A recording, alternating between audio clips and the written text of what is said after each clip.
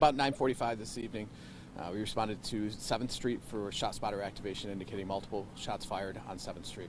When our officers first arrived on scene, they observed a Chevy pickup truck leaving the scene with its lights off at a higher rate of speed. So the officers attempted to stop that vehicle.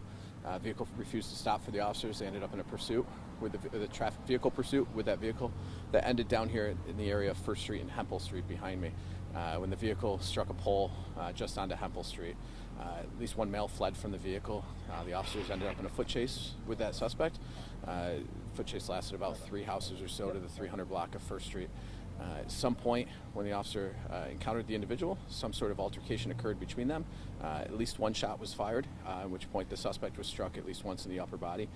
He's been transported to Strong Hospital, where he's being treated for what appears to be a serious but non-life-threatening. He's been stabilized at the hospital from that injury. Recovered from the scene, we've recovered at least one handgun. We've recovered at least evidence of at least one shot fired, and so now we're working our way through. Our technicians are down at the scene. Our investigators are here, our major crimes unit is here, working our way through, starting to interview some potential witnesses, starting to look for video cameras, look at other ballistic evidence and other evidence that's down there to work through exactly what happened. As part of that is reviewing any potential body-worn camera footage and all of that stuff that we go through as part of that critical incident response. So it's super early. It only occurred about an hour ago. I don't have a ton of information, and again, we'll update everybody throughout the night or early tomorrow morning once we have more information that we're able to share. So at this point, I can say there's one suspect that's been struck. There's one officer involved.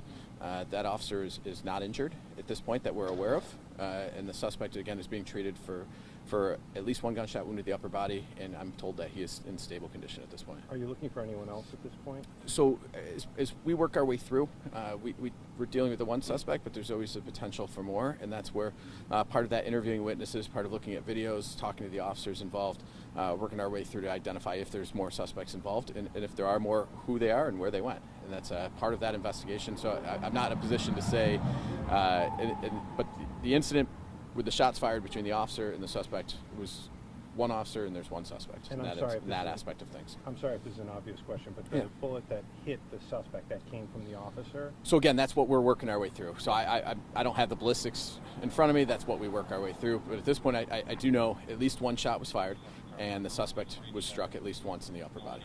And a handgun that was found on the scene that did not belong to the officer? Correct. Yep, we found at least one firearm at the scene. We're still working our way through. Firearm, okay. So we don't know if the police officer shot the suspect. So that's what we're working our way through. Right. Okay, so where bullets go, that sort of thing. So I do know that the officer did fire his weapon. But in terms of what rounds struck who and where, again, that's something that gets followed up on as we work our way through things. Is the officer in the hospital now? No, as I had said, the officer's uninjured. I know, but yep, the officer's uninjured at this point. Yeah, and so you're saying at least one shot, but you're not saying only one shot? Correct.